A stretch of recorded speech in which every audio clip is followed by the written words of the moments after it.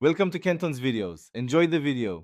In this video, I will explain how to connect Potato VPN. This service provides a secure and private way to browse the internet. It uses strong AES-256 encryption, similar to what banks use, to protect your data. You can easily hide your IP address and access content that might be restricted in your region.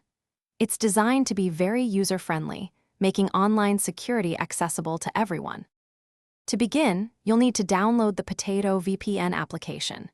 You can find it on various platforms, including Windows, Mac OS, Android, iOS, and even Amazon Fire TV. Simply search for Potato VPN in your device's App Store. The installation process is quick and easy, and you don't even need to create an account or register to start using the free version. Once the app is installed, connecting to the VPN is incredibly simple.